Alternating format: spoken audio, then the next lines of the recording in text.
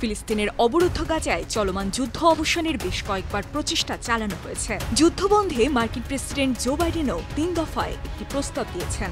অবিলম্বে যুদ্ধবিরতির আহ্বান জানিয়ে প্রস্তাব পাশ করেছে জাতিসংঘের নিরাপত্তা পরিষদ।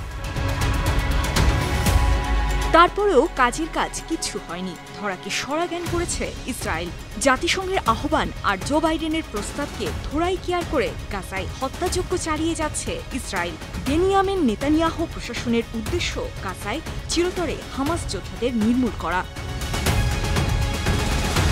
গাজায় অভিযানের 10 মাসের বেশি সময় পরেও ইসরায়েল কি পেরেছে সেই উদ্দেশ্য সফল করতে?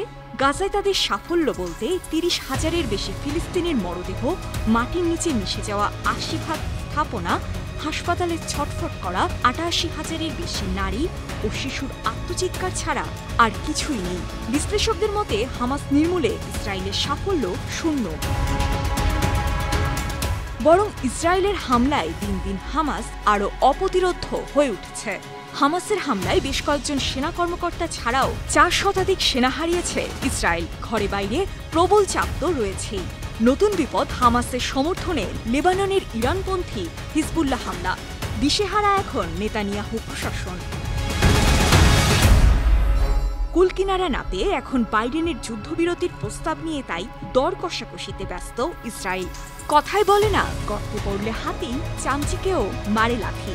বিশ্লেষকদের মতে ইসরায়েলের দশা এমনই হয়েছে। কাতারের দোহায় চলা আলোচনায় নেতানিয়াহু প্রশাসনের পক্ষে দেন দরবার করছে দেশটির গোয়েন্দা সংস্থা শিন বেত ও মোসাদের প্রধানরা।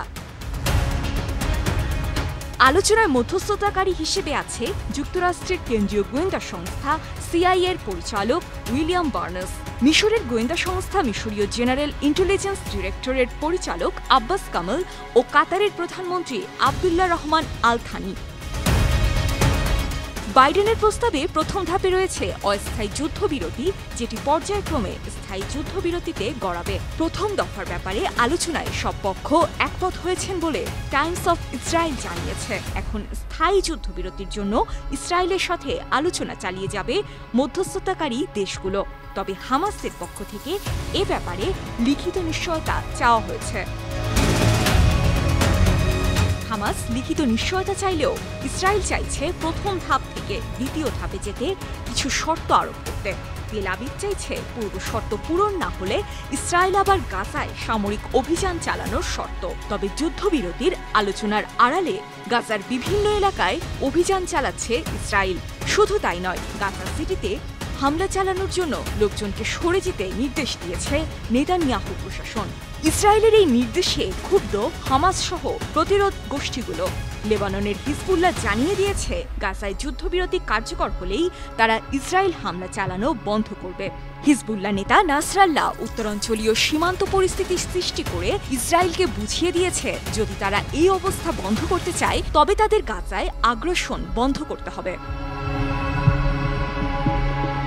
তাই দোহায় চলা যুদ্ধবিরতি আলোচনার উপরেই নির্ভর করছে অনেক কিছু। মধ্যস্থতাকারী দেশ যুক্তরাষ্ট্র, কাতার ও মিশর বলছে প্রথম দফা আলোচনায় যথেষ্ট অগ্রগতি হয়েছে। তাই গাজায় স্থায়ী যুদ্ধবিরতির ব্যাপারে তারা খুবই আশাবাদী। আন্তর্জাতিক ডেস্ক, 52 টিভি।